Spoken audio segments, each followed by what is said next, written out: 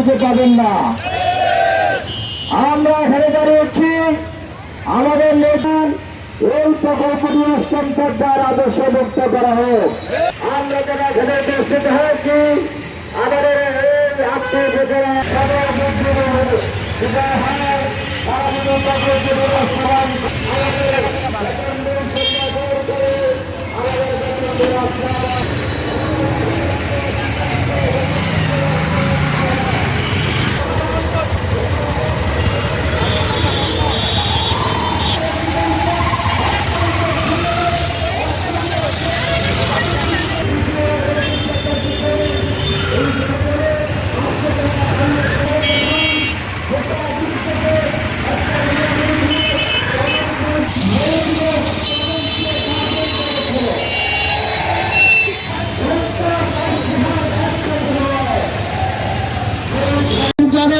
জানুয়ারি February March চলে যাচ্ছে, সবাই ঈদের কেনাকাটা করছে, কিন্তু আমার ইমাম ভাইরা ঈদের কেনাকাটা করতে পারছে না।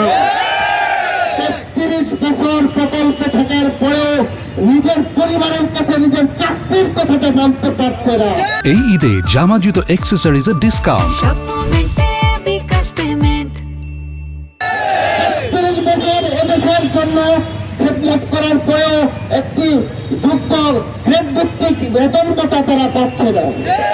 আজকে আপনাদের মাধ্যমে আমরা জানাতে চাই, একটি প্রকল্প শেষ হওয়ার আগেই তার পরবর্তী প্রকল্প কাজ করতে হয়, কিন্তু আমাদেরকে একটা গোলক দাদায় রেখে আমাদেরকে বলা হয়েছিল যে তোমাদেরকে রাজস্ব করা হবে এবং অত্যন্ত সুন্দরভাবে সকল শিক্ষকের কেয়ারটেকারের অফিসারদের বেতন ভাতা বাড়িয়ে তারপরে প্রকল্প করা হবে, কিন্তু আমাদের অগোচরেই তারা আউটসোর্সিং নামের পায়তারা করে চলছে।